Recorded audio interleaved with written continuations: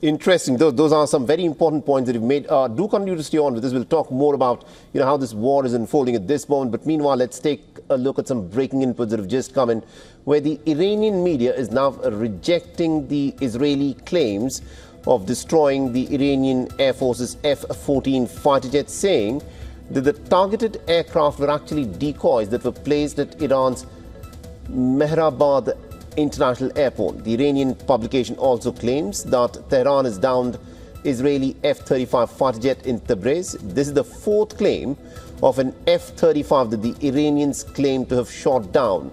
On the very first day of the conflict, the Iranian media had claimed that Tehran had shot down two of the American-given Israeli F-35 fighter jets. However, Israel has rubbished these claims and has said that nothing of that kind has happened. Meanwhile, the Iranian news agency has said that the Israeli strikes have hit a hospital in Iran's Kermanshah. Missiles reportedly targeted the Farabi Medical Center and the nearby structures at about 9 a.m. local time. And parts of the Farabi Hospital in Kermanshah in Iran were destroyed in the Israeli missile attack on Monday morning.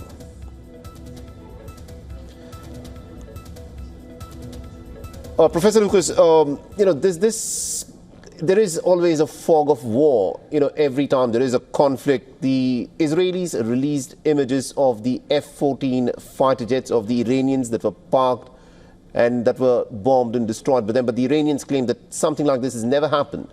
And one other thing that the Iranians also claim that has been rubbished by the Israelis is that the Iranians are claiming that they have downed not one, not two, not three, but four of the Israeli F-35 fighter jets.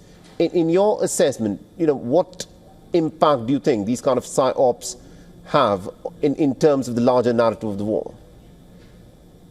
I think they're part of the attempt to try to grab control of the narrative, or sometimes to deflect from it if you're losing. We saw this recently with the India-Pakistan skirmish, with both sides claiming to have inflicted damage.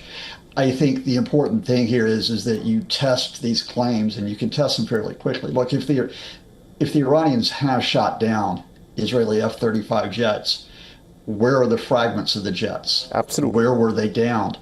The Israelis don't put F-35s into Iranian airspace. That's not where they fire from. They fire missiles, in most cases, from outside of Iranian airspace and fire into it. So, I treat that with skepticism. In terms of the F-14s, the way that we're going to test that is because we're going to get satellite images. You've shown us a couple of images already of the planes that are parked at Mehrabad, which is the main airport for domestic flights in Tehran. And if the Iranians did replace them with decoys, satellites will have picked up the movement of those planes. I think the Israelis probably did hit F-14s. I think the Iranians are putting out their message to their domestic audience. But it's a kind of thing where you have to cut through this, not just fog of war, but what's essential here. The Iranian Air Force hasn't really been a factor for decades because it hasn't been able to get modern aircraft or replacement parts since the 1979 Islamic Revolution. Absolutely. So it doesn't really matter if the F-14s are there because they can't really fly.